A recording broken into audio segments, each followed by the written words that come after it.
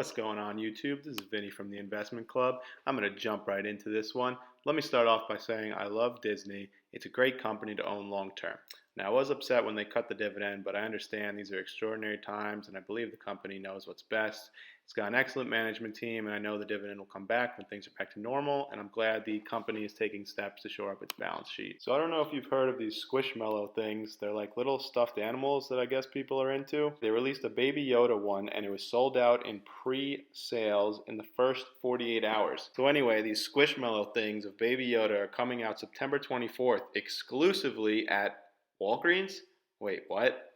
Interesting. Could be good for Walgreens stock. Anyway, Disney will be making money off Star Wars until the end of time. Up next. So I briefly touched on this in the last video, which I'll link in the description below. I'm very interested to see how people respond to the upcoming Mulan release on Disney Plus, which will be later this week. Basically, Disney is bypassing theaters and releasing Mulan for $30 to Disney Plus subscribers. So you have to be a Disney Plus subscriber and pay $30 to see the movie. It was expected to bring in more than $1 billion in revenue before the theaters were shut down. The film will, however, still premiere in theaters in other countries that do not have Disney Plus, including China. Interestingly enough, Comcast actually did this in March with the Trolls World Tour, and it went on to far outperform the prequel, which was released in theaters in 2016. So there's definitely a lot of potential for this one, and I think Disney will prosper greatly. If this is a hit, I think the entire film industry will change, and movie theaters will be in even bigger trouble. So the quarterly report showed that pretty much everything from the theme parks to movie releases to sporting events and even merchandise sales have been negatively affected as everything has been on shutdown. It's hard for Disney to bring in revenue with everything closed, with the exception of Disney Plus. So I won't spend too long on the financials. Revenue was down 42% year over year. If you look at the top here though, it states that the direct-to-consumer service has reached over 100 million paid subscriptions globally. Disney CEO said that they see their direct-to-consumer strategy as the key to future growth, and I think this is great. They recognize a trend and are going with it. Once things return to normal, Disney will be bringing in more money than ever with both their theme parks and direct-to-consumer paid subscriptions on top of all their other streams of revenue. For the time being, I think Disney Plus and this direct-to-consumer approach is a silver lining in an otherwise bleak situation. So even though Disney revenue is obviously down a lot, but if Mulan is a hit, Disney will benefit greatly.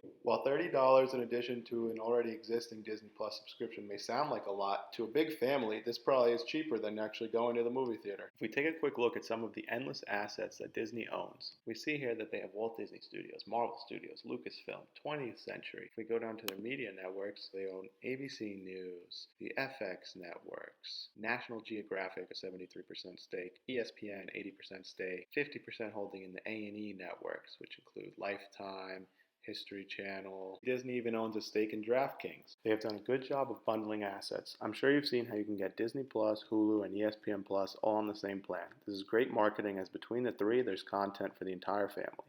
Disney owns so much. It's become a massive media company that owns the rights and licensing to so many popular franchises. As we've seen in the last couple of weeks, all it takes is one little spark to send stock prices to the moon. I think Mulan in this new format could be that spark. I think the company's focus on direct-to-consumer is perfect for the current climate and will pay off immensely for them in the long run.